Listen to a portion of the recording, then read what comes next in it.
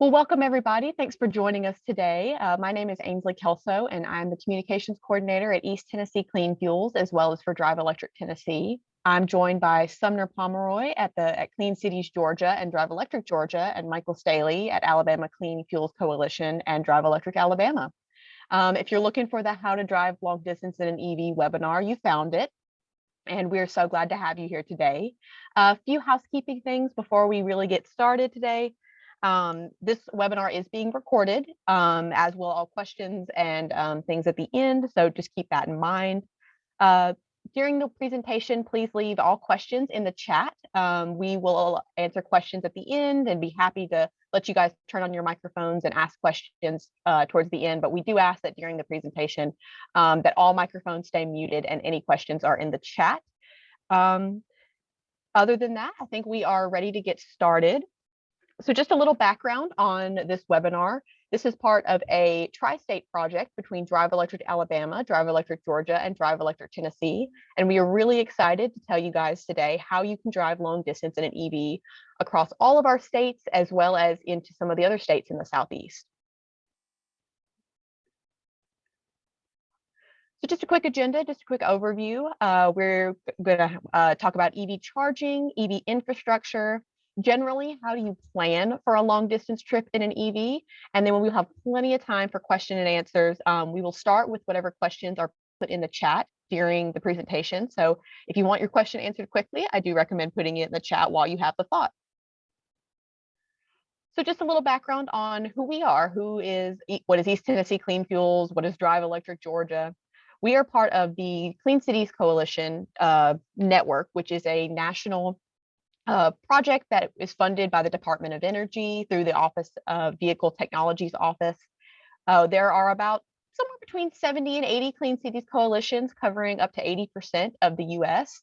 We've got a little map of where all the Clean Cities coalitions are. And a large majority of these Clean Cities coalitions also run a statewide Drive Electric project. So that is why you're here today hearing from us about these different EV opportunities and all these different things. If you've seen Drive Electric Tennessee, then you've also seen East Tennessee Clean Fuels in that situation. The Clean Cities Network is a fantastic network, and we are a great resource. So if you're from out of state or from one of these three states, please feel free to get in contact if you have questions about EVs or any other alt fuel opportunities, such as biodiesel, propane auto gas, natural gas, things like that. We cover all the alternative fuels. So we're going to get started today with common EV myths. That's a hard word. So these are some things that as a team, we came together and we hear a lot. You probably, in fact, you all in the presentation today have probably heard these before. You've probably read them online, heard them from your neighbor. Maybe you've commented on these things yourself. And so we want to talk just a little bit, especially about the common EV myths that are related to long distance travel, or really just traveling in your electric vehicle at all. One of the big ones is that it takes forever to charge your EV. We are going to talk quite a bit today about charging, what that looks like, both charging at home and charging in public. Sumner is going to give a great overview of the different charging types here soon, so we will definitely be able to cover that. We're also going to talk a little bit about the myth that there aren't enough charging stations. Obviously, we all know that infrastructure is a super important part of making the transition to EVs smooth and easy for everyone. As it stands, there are quite a few charging stations all across our three states and all over the US, but it could always be better. And that's something else we're going to talk about, is that each of us know about our state's different goals towards working on EV infrastructure that should help reduce range anxiety, which is one of the biggest issues, even for new EV drivers, even for people who love EVs. They still sometimes can get range anxiety.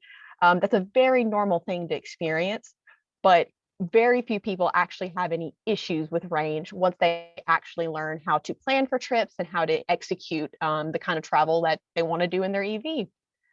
One of the other things that I just wanted to mention, and we weren't going to touch too much on it today, but it's the myth that EVs aren't available to you, whether you live in a rural area, a city.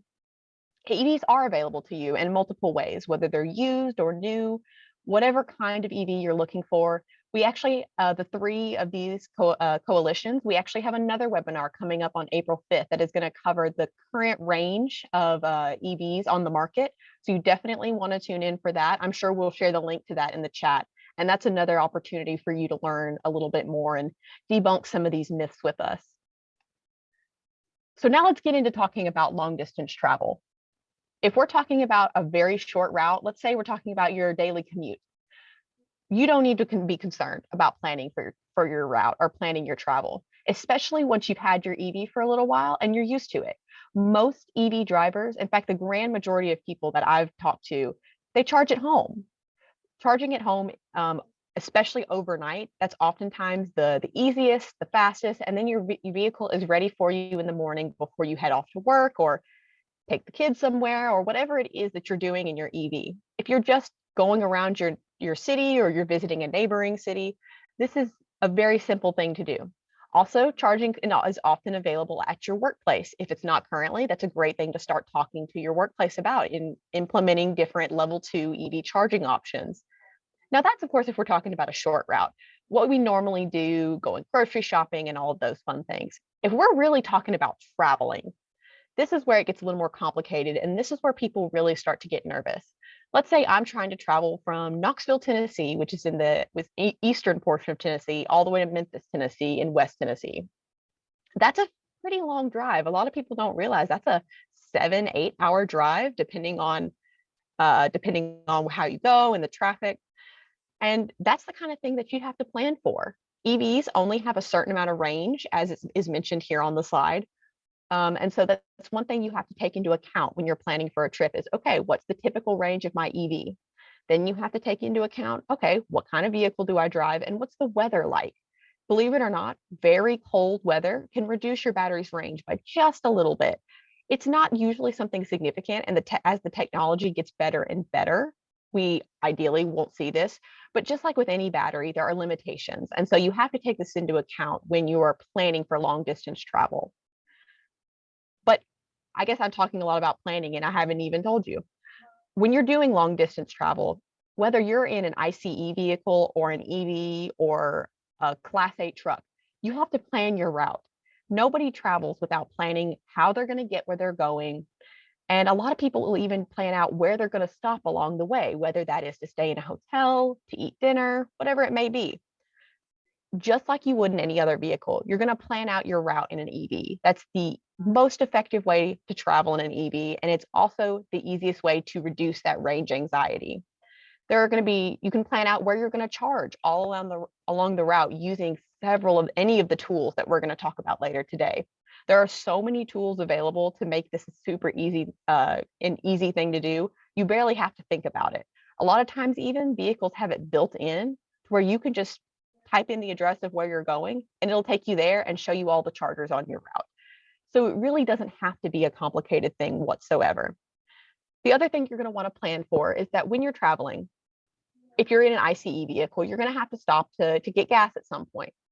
Just like with an ICE vehicle, you're going to stop your EV to charge. Most likely, if you're stopping along a public route on a major interstate or a highway, you're going to be using a DC fast charger, which Sumner will talk a little bit more about in a minute. You want to plan for at least about a 20-minute stop. That's a great amount of time to get a little bit more, not going to quite top off your battery, get a little bit more range back in to get you to the next charging stop. It doesn't have to be stopping for an hour or two. Now, if you're stopping for dinner, perhaps, go ahead and plug up for an hour. But if you're just stopping for a quick charge, there is no reason to stay there longer than 10 or 20 minutes. And now Sumner is going to give us a little overview of electric vehicle charging. Thanks, Ainsley. So here are some basics that we want to share with you guys. Some of you may or may not be aware of these already, but there are two different types of currents and there's these different levels of charging. And depending on what your needs are, will depend on what type of level you need. Ainsley, can you go forward one more slide? So as she's getting the slides back together, there's AC, which is alternating current. One more over. And that is typically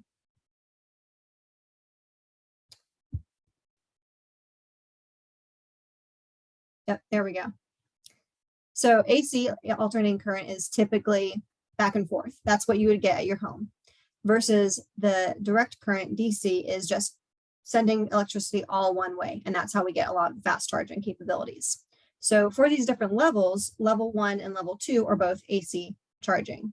Level 1 is if you're charging at your home, you can take your car battery plug and plug it directly into the wall socket.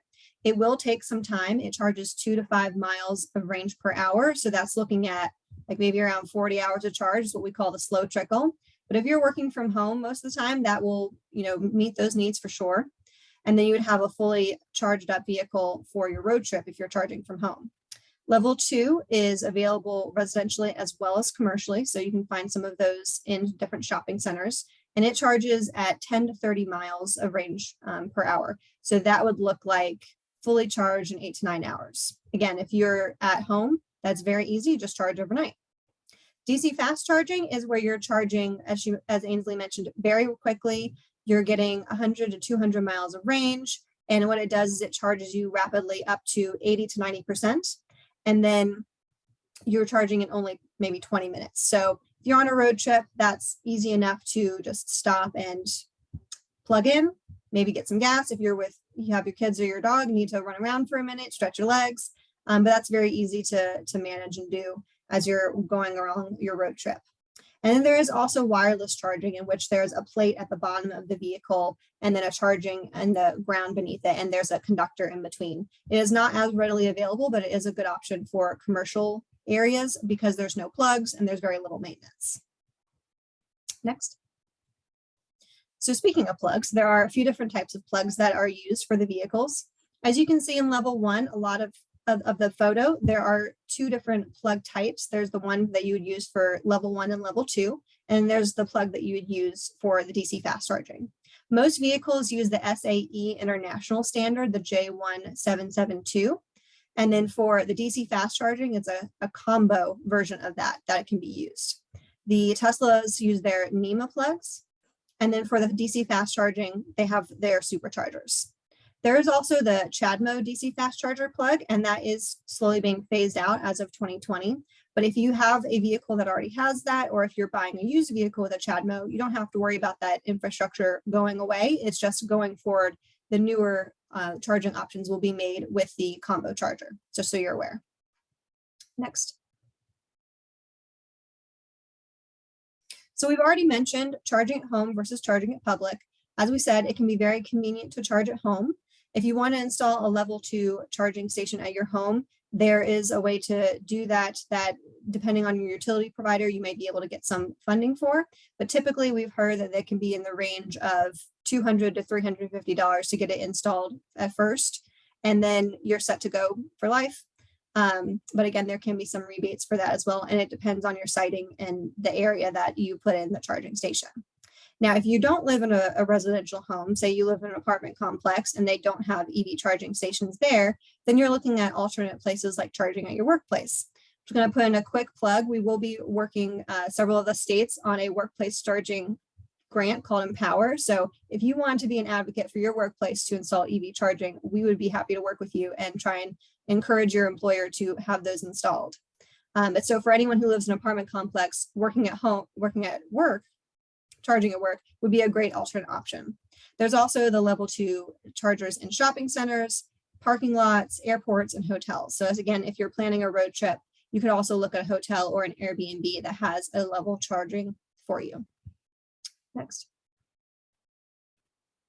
So how do we find these charging stations? We mentioned a couple different options. There are different websites, tools, and apps that you can use. The Alternate Fuel Data Center is a great one to use. We also have networks like ChargePoint, Electrify America. They'll include all of their specific charging locations. Then there's places like EVgo. It's a nice little app that includes just the DC fast chargers or Tesla fast chargers. PlugShare can help you chart out your ride and look at if you have a certain range, then where your next stopping point would need to be. And then of course there's the Tesla network. And as we mentioned, there is a way to, with the newer vehicles, I believe it's 2018, 2019 and Ford, have that option for you on the dashboard. So you can just search on your little computer dashboard on your car and find the different charging stations that are available for you. Next.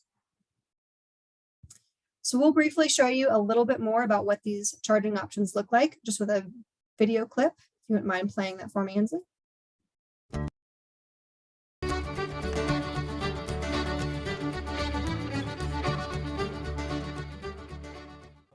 So there's a couple different options for charging. You have a level 1 option, which just plugs into a regular outlet at your house. That takes a little while. If you're driving less than 40 miles a day, it would work perfect.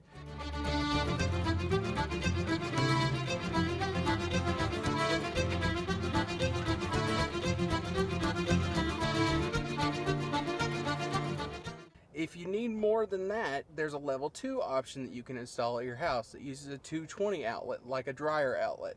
That will go from 0 to about 100% in about 9 hours or so.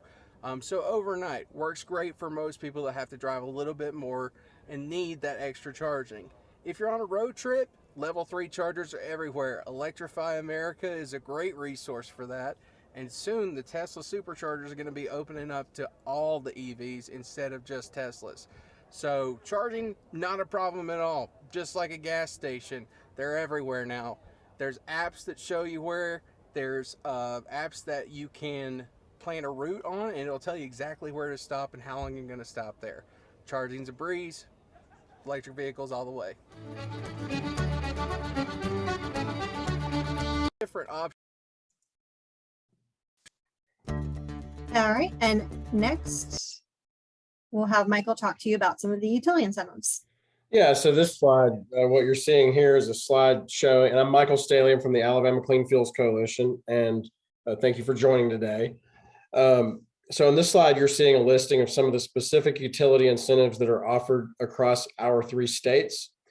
And whether you're a business owner interested in adding charging at your business location, or a homeowner and you want to put charging at your house, it's a good idea to contact your electric utility company early in the process.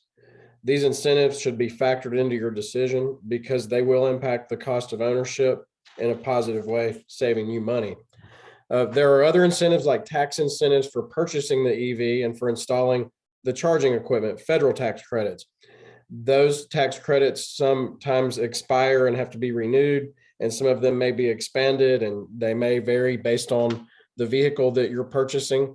So you should always make sure that you think about those things. There are tax incentives for businesses to install charging infrastructure, and grants of up to 80% of the cost of charging infrastructure are going to be available for many locations. These credits and incentives do vary. They can make a big difference for you. And you could also go to the U.S. Department of Energy's Alternative Fuels Data Center. They maintain a comprehensive list of all of the different incentives. It's at afdc.energy.gov. And then you look for the tab that says laws and incentives, and you can click by state, and you can see also a list of federal incentives. And for what it's worth, from Alabama, you know, we work to make sure that the listing for Alabama is up to date for everything we know. But like I said, these things may vary from time to time, and a utility or, you know, one of these may change. So it's always a good idea, if you're going to install a charger at your house, to reach out before you do that. Talk to your utility company, and you may be surprised at what's available. I know that you can save money on your power bill, for example. If you would go to the next slide, please. And so the DC fast charging, which you just saw in the video, the fast charging type that's needed for EV travelers that are going greater distances, they need to charge while they're on the go.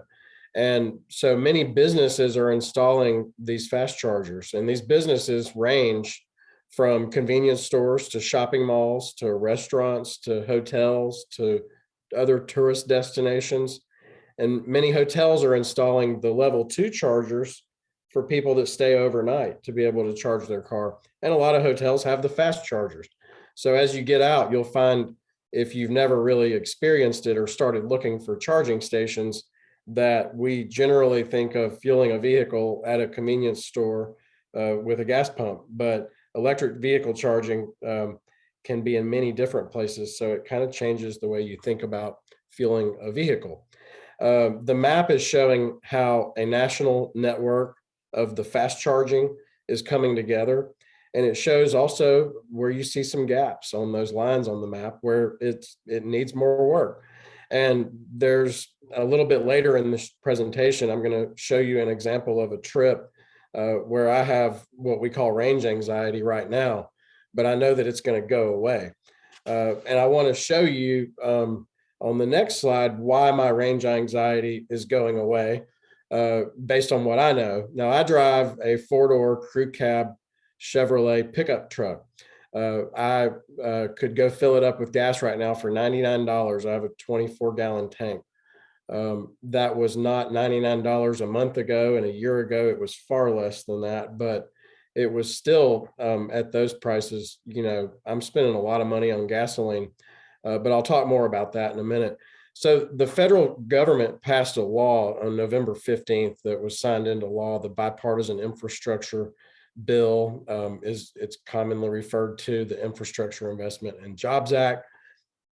That legislation provides funding through several different programs. The one on this slide is showing the NEVI, it's the National Electric Vehicle Infrastructure Formula Program.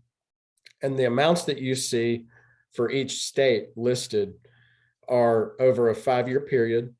And these are federal funds that the state will have an option to spend.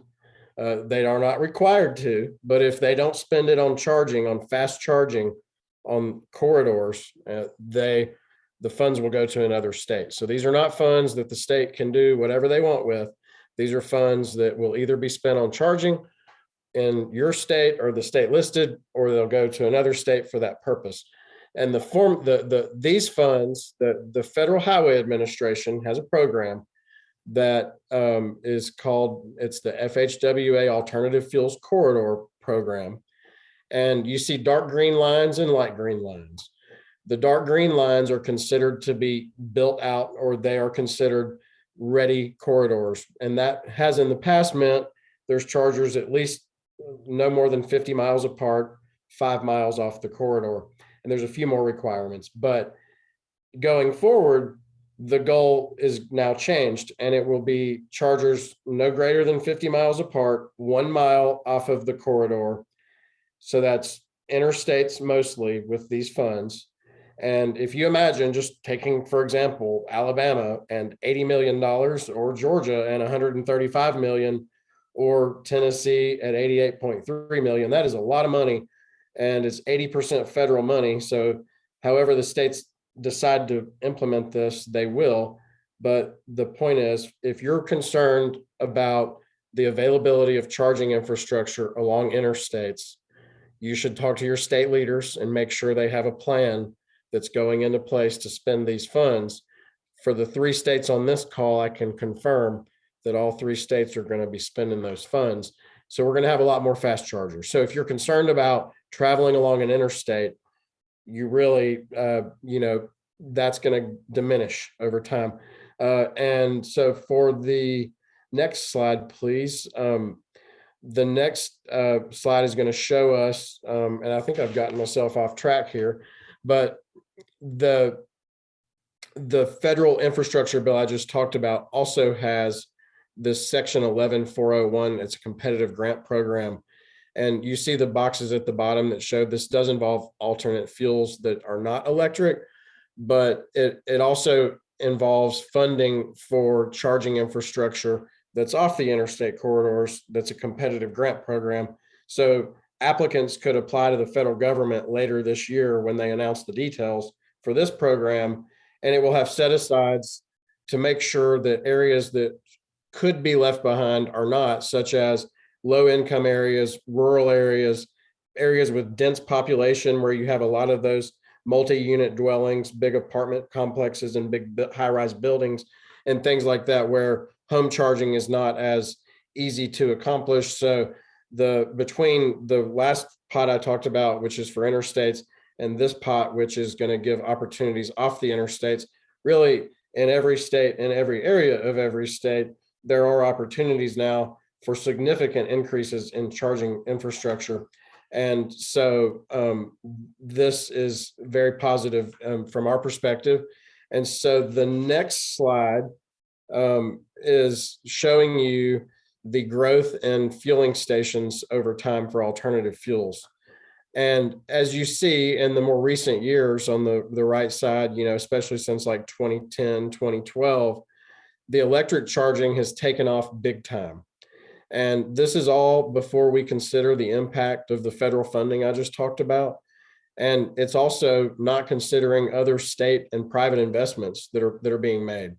And so given the long ranges of today's new EVs, the models that are coming out, and the funding available for chargers, you should be feeling pretty optimistic that an EV is a viable option for you in the near future, regardless of your daily driving habits. If you drive long distance or if you're just tooling around town, either way, you should be well covered. And so on slide 17, the next one, I'm want to mention that in Alabama, in addition to the federal funds, so we're going to talk a little bit about each of our states and kind of what's going on. But in Alabama, in addition to the federal funds that we've talked about, our state is also funding grants at the state level directly through the legislature. And that's through the Alabama Department of Economic and Community Affairs, or ADECA. And the ADECA agency received 77 applications for a total of $18 million in requests last year. And they funded 18 projects with $4.2 million. And that was $3.2 million from the Volkswagen settlement and another $1 million from the legislature. And then this year, the Alabama legislature has provided $2 million to that program. So there will be state funds available for grants, and the state has a plan that you can read at DriveElectricAlabama.com. You can see the state's plan for EV charging infrastructure. Also, Alabama has benefited from private funding, including multiple fast chargers installed by Electrify America and nearly $800,000 that the Alabama Power Company contributed to support 10 of their customers who were awarded state grants that I just talked about. And TVA and other utilities have also invested in charger projects around the state. And we do have special benefit through some of our utilities with special rates and different regulatory structures in Alabama that make it a really friendly environment for businesses that want to install charging, and they can avoid some of the demand charges that are sometimes a problem in other areas of the country. So we feel like we have a very good arrangement in Alabama, and a lot of charging infrastructure is coming. So I'm going to pass it on to my colleagues from the other states to talk about theirs. So for Georgia, as you may recall on the map, a lot of our interstates are already built out according to the old guidance. So we do have, even the gaps have recently been updated with new charging stations. So we currently have pretty much all of the interstates covered. Every 50 miles, there is a charging station within 5 miles of the interstate. What will be happening is Georgia will be developing its own plan according to the new guidance that's been created. And then we'll be looking at building out the interstates a little bit further to meet these new requirements. And I think I mentioned in the chat, that's been the first sort of priority for all states according to this new NEVI guidance, is build out the interstates. And then we'll have an opportunity to do further charging opportunities in communities or state highways as well. Another thing that I want to mention specific to Georgia is that the governor did have the Electric Mobility and Innovation Alliance come up with a policy and infrastructure plan. So that was the latter half of 2021, and those documents are set to be released soon. And so that also helped attract some new manufacturing companies to the area, primarily Rivian, as well as Battery Resources, which will be focused on recycling the lithium-ion batteries. So that's just sort of a general scope about EV productions and things coming down the line for Georgia. Ainsley? Thanks, Sumner. So for Tennessee, the great news is Tennessee is becoming quite a hub for EV manufacturing and battery manufacturing. last year, it was announced that Ford Pro is going to start building the F-150s here in right outside of Memphis, Tennessee. We have Volkswagen and Nissan, and the Cadillac Lyriq is going to be built in Tennessee, along with different battery companies and some smaller EVSE companies. So Tennessee, we've got a lot of great opportunities going on here, and along with these great businesses coming in, we want to match that with great infrastructure to continue on the trend of making Tennessee, as well as the Southeast in general, a great place to drive your EV. So the Tennessee Valley Authority and the Tennessee Department of Environment and Conservation released a combined $12 million in funding to our local power companies to fill in those corridor gaps that Michael and Sumner have been talking about along primary and secondary corridors throughout Tennessee. That will be with DC fast chargers. So that would be that highest level quick charging infrastructure. This is currently in the process of happening. There's nothing that's been officially announced other than that the funding will happen. There have been applications sent in, and that whole process is kind of in the process, I believe. We don't exactly know when the announcement is of which local power companies are going to have this funding to put in these DC fast charging units along their corridors. However, we do anticipate it'll be sometime in 2022, and we should see this infrastructure going up just pretty quickly after that. Another opportunity, the Tennessee Department of Transportation is actually working right now directly with Drive Electric Tennessee to kind of work on a prioritization tool to prep for any future funding that may become available for infrastructure. So we are already anticipating, as a part of a lot of other funding that's been announced and some of the stuff that Michael has talked about, that there will be some funding coming to Tennessee, and we're talking about building out tools so that we can figure out what areas we need to prioritize. Along with that, and as Michael mentioned, there's also just other great individual work being done by small businesses. We've got different Department of Energy and other private funding grants to fund different projects throughout Tennessee. A lot of universities are implementing in Tennessee their own EV systems, or they're implementing their own both level 2 and DC fast charging networks within their campuses or within their communities.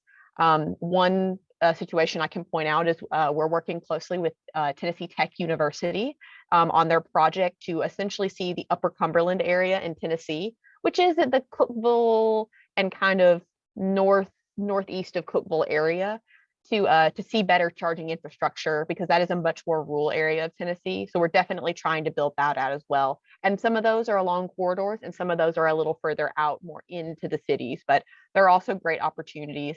Essentially, we are trying to implement any infrastructure anywhere we can with help from our local power companies and other individual organizations. And I think now we are going to talk about some example trips that you might take in your EV. Now, we know that you could travel anywhere you want to go, but these are a couple examples we each have to talk about that really illustrate some of the pros and cons. And Dave Graham, I see you commented in the chat box about the TVA fast charger in Fort Payne, Alabama, and we can confirm they did the ribbon cutting there on January 25th. TVA is a great partner of ours here in Alabama as well. My wife, this is my slide to talk about. I live in Birmingham, and my wife is from New Orleans. And so we spend a lot of time with our 2-year-old son, who you see in the mirror in this picture in the back seat of my pickup truck, passed out with a plate of French fries in his hand. But we drive back and forth between Birmingham and New Orleans a pretty good bit. And we have 2 ICE cars right now, a Highlander and a Chevy Silverado 4-door pickup truck. And so I have reserved the Silverado EV. I was on the computer on January 5th, like punching in, trying to be the first person to reserve one. And I actually did get to drive a Rivian pickup truck last week at my house. I have a friend here in Birmingham that got the first electric pickup truck in the state. And we have a Ford F-150 Lightning that we're going to have on display in Montgomery, Alabama tomorrow. So we're really excited about the trucks, and so am I, because I want to have a truck for my son. I want to go haul wood, and I do some furniture stuff on the side. So I'm always wanting to haul stuff around.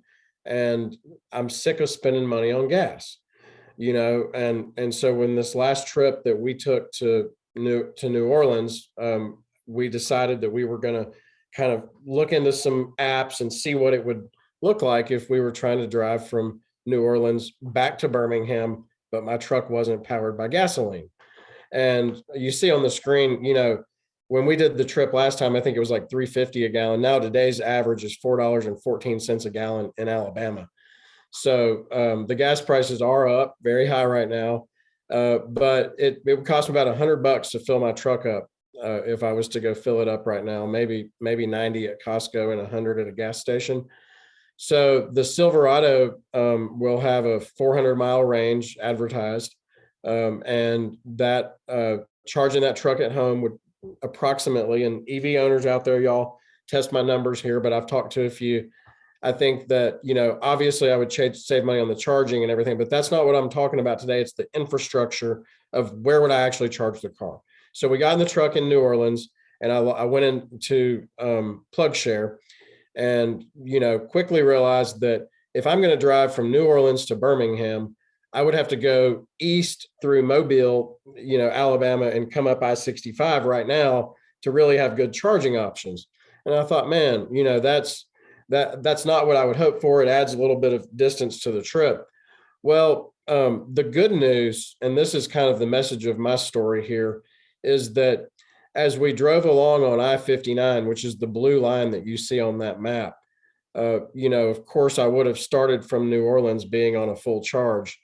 And, when you pass through Hattiesburg or Meridian, when you're in Mississippi, we are actually, all three of our coalitions, we're working together to make sure that Mississippi has a good plan together, and Mississippi for spending their money to put chargers along their interstates. But as soon as we got to the Alabama line and we had about, 100 and something miles left in our trip, we came 30 miles later to a place where there's going to be new fast chargers that our state granted.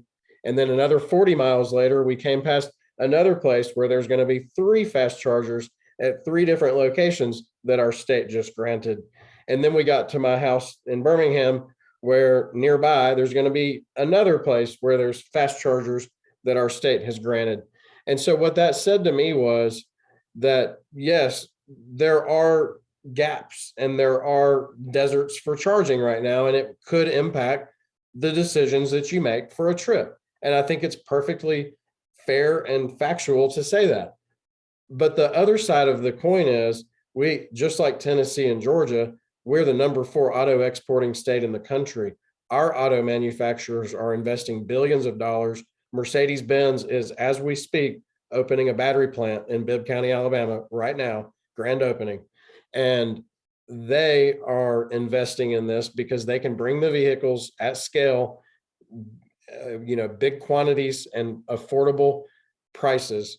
The vehicles are going to be available. The charging is going to be available. And the funding has already been approved by Congress for the federal corridors. So the story for me is, I wouldn't do it today, but in about a year, that truck would be no problem at all to go back and forth between New Orleans. And I would be comfortable with my wife and son doing it without me, even being with them. And so that's the story that I chose to share for a trip from Alabama into another state.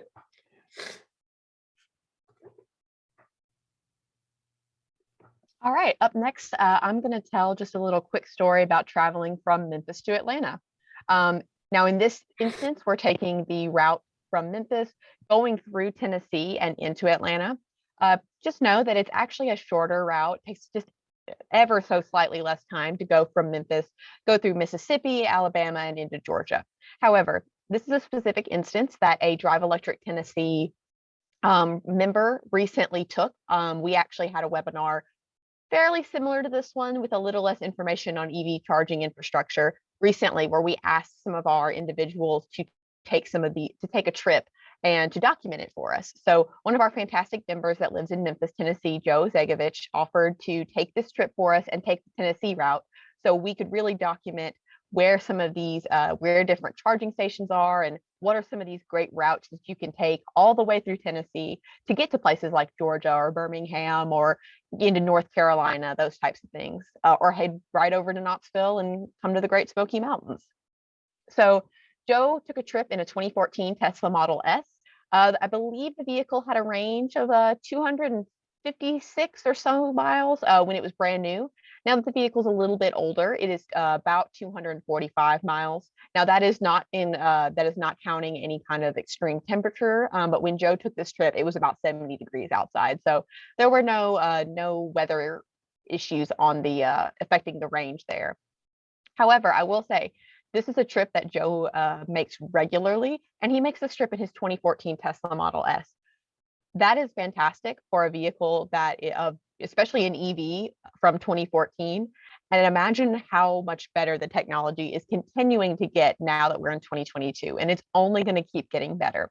So if a 2015 Tesla Model S can do this, I promise you can bet that your new EV or your newer EV that you might get, or your new used EV, it can absolutely handle these kinds of trips. I believe it took Joe a total time stopping to charge along his way about an hour and 10 minutes. So Joe chose to, now because he drives a Tesla Model S, he chose to take advantage of the Tesla network and to stop throughout Tennessee at different Tesla superchargers. So you can see here, started in Memphis, took a trip up to Jackson, Tennessee, and stopped there for a supercharge, to Dixon, to Manchester, down through Chattanooga and into Alabama, into Georgia, charging one more time in Georgia before reaching his destination, and then choosing to charge up at the destination he arrived at. This is just one example of a great, easy trip you can take. Believe it or not, Memphis and Atlanta, they're not close. That's a very long drive. I believe it's about a little over 7 hours, and I think the way he took was even closer to 8.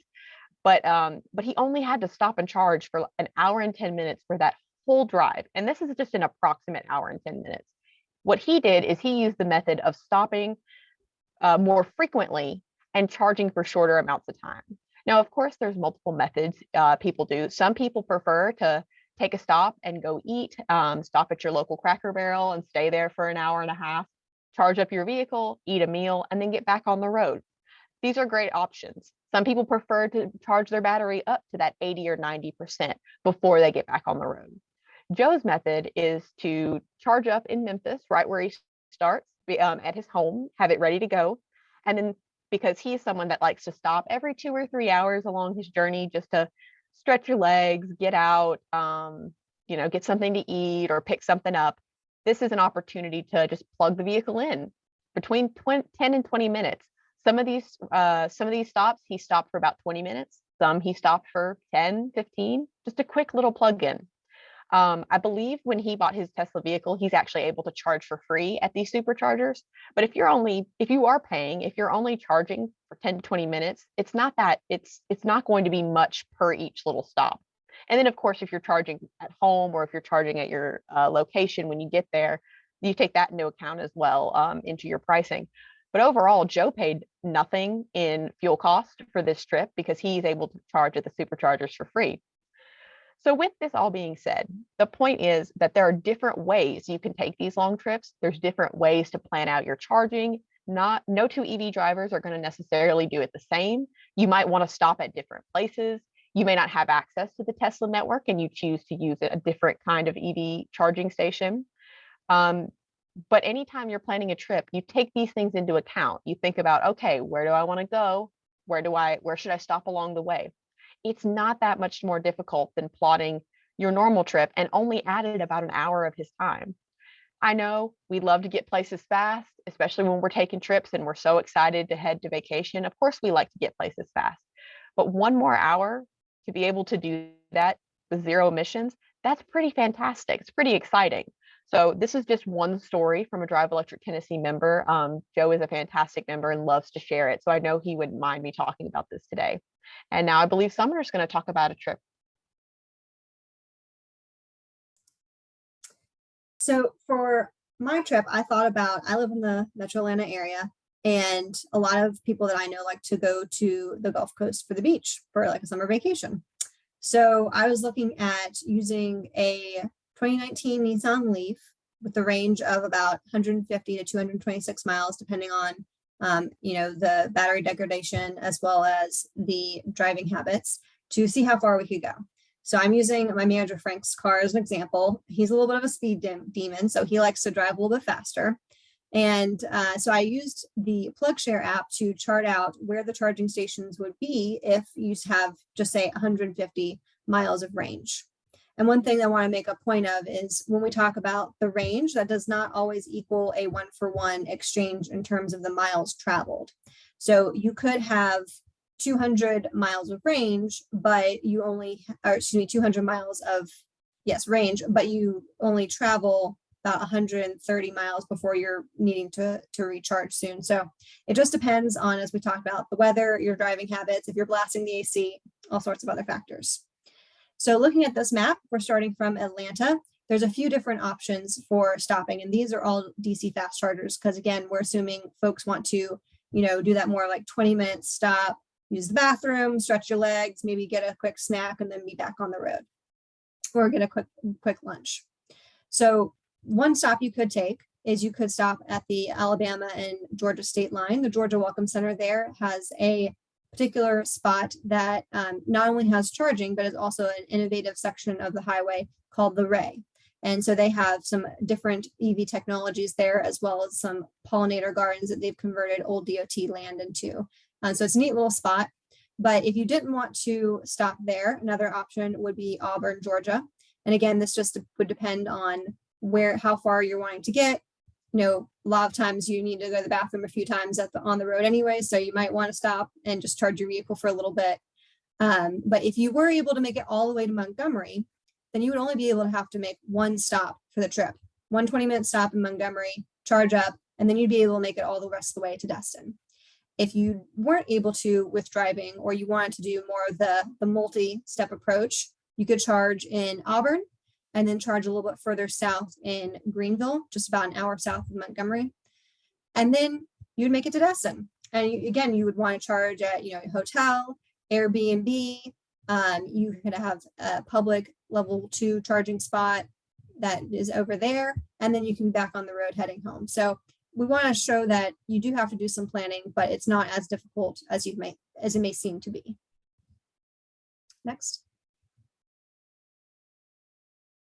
So as we're closing out the day and we're going to start answering some more additional questions from y'all, we did want to share some of the tools that we've mentioned. If you go to the AFDC, the Alternative Fuels Data Center site, there's a bunch of different options you can use. There's the vehicle cost calculator.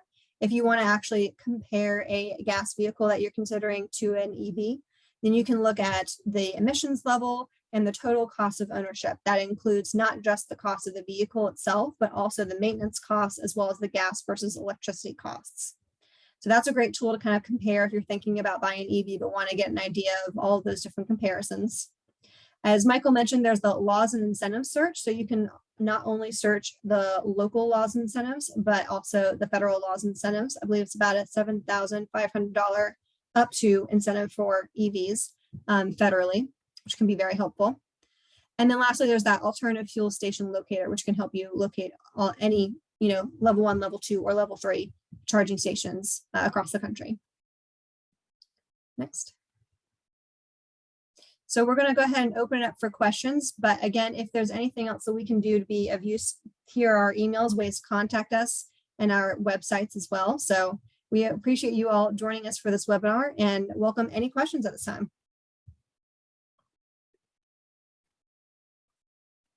If we want, there were a couple good questions asked in the chat. It wouldn't hurt to reiterate those for the recording. Let's see. So going back, I believe this one was more for Michael. Is the FHWA focus on DC fast charging or on level 2? Yeah, so the FHWA corridors are for DC fast charging along designated corridors. And then the Section 11401 competitive grant program, I believe, could incorporate some level 2 chargers into that. But the feds aren't going to put out guidelines for that program until later this year. So we'll wait and see what that says. However, you are correct. The FHWA corridor program is all about fast charging, and they're going to require a simultaneous capacity to charge 4 vehicles at the same time at 150 kW with a total power output not less than 600 kW among all 4 chargers. So the standard for those chargers is significantly high in terms of future proofing and being able to provide fast charging speeds.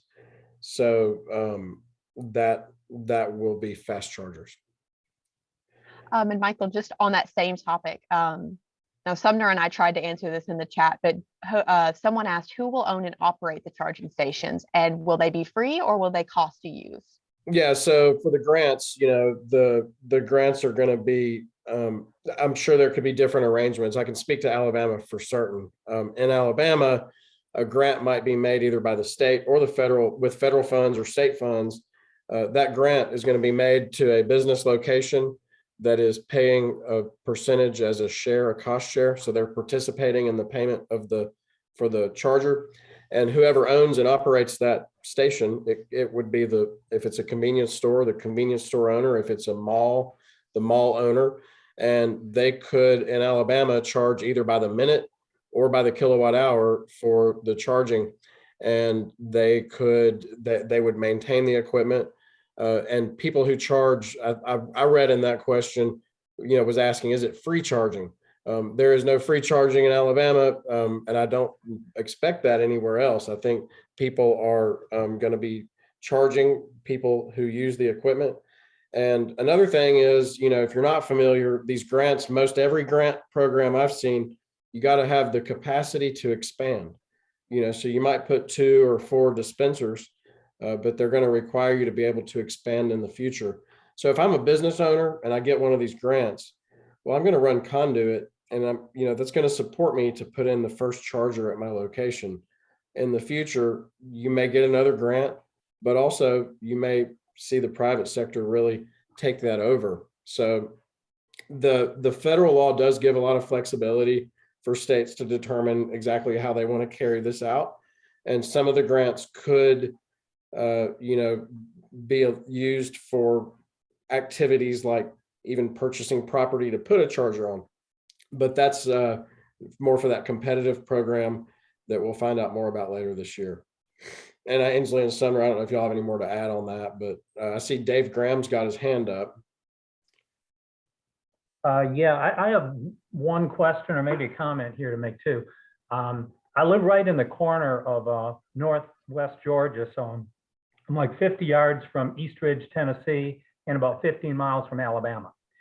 And I've actually taken a trip through Georgia down to Charleston, through Augusta, and then came back, went down to Savannah and came back up through Atlanta, and used a couple of the Georgia Power DC fast chargers. Well, I used one in Statesboro. I used another one in Illinois last fall, but they're very economical to use because I normally use Electrify America, and I don't use the DC fast chargers unless I'm going on the trip. But I've made a couple of trips to Nashville, a couple of trips to Knoxville, plan on going over to Bentonville, Arkansas here in May. And that's kind of interesting because I've kind of mapped out where the Electrify America chargers are. But are you riding mountain bikes? Are you a biker? A biker is what kind of bike? Cycling? It just sounds like cycling locations. Yes, yes. I haven't though, since I've moved down from Hickson down into Georgia a few years ago. But I know biking's big time in Bentonville. I've got a nephew there, so that will be on my agenda. But I know the rollout with the TVA initiative with the Tennessee departments and looks like it's kind of slow. Like I said, Fort Payne's the only one I'm aware of. But I know I used to work for TVA, so I know there's a lot of stuff that you have to deal with when the local power providers, separate from TVA and the TVA footprint, are involved. They're really the decision makers as to how they're going to allow that DC fast charger to go in there. And so Fort Payne probably was instrumental and they wanted it, but then there's going to be different reasons for why they want the fast charger.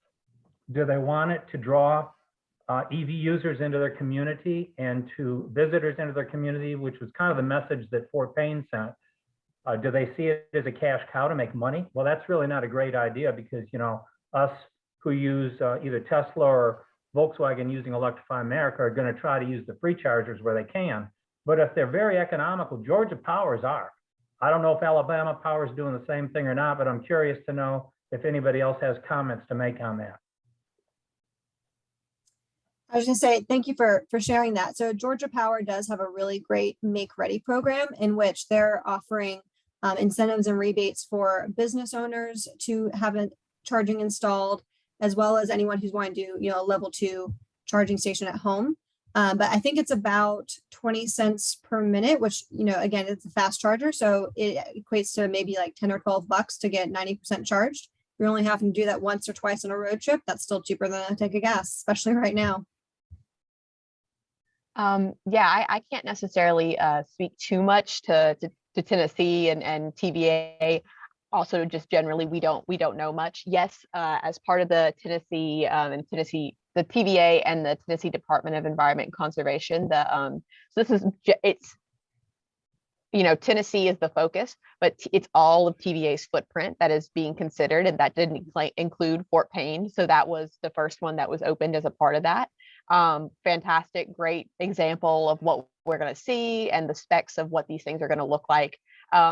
Unfortunately, I don't have any more information as to the timeline or when anything like that will happen. However, as I said, I do expect that we will have plenty of information to share on that sometime here in 2022. And as soon as I'm sure it'll be on all 3 of our websites, or as soon as we know, I should say. Thanks for the comments. Yeah, thank you. Thank you for coming, Dave. I think we might have time for one more question if anyone would like to speak up or ask in the chat. Well, I'll ask everybody something if nobody else has a question. If somebody does, just speak up. But it'd be interesting to hear from the folks that are on the this webinar to know where you learned from it, where you learned about it, where you heard of this opportunity, and I think it helps us to know how to reach people. And so maybe if you put in the chat where you heard about this, that would be interesting to see. But, we do want to take a moment here at the end, if nobody speaks up with more questions, to say that you can go to our corresponding Drive Electric websites. You can find more events. We all organize in-person events and virtual events often, where you can learn about EVs. You can bring your EV if you're an EV owner. You can, do whatever you want in terms of learning about EVs, and we're all available as a resource to each of you anytime that you have questions. We aim to get good answers to questions, and if we don't know them, we know people who do know the answers. So we just really appreciate y'all spending time with us today and for helping us to spread the good word.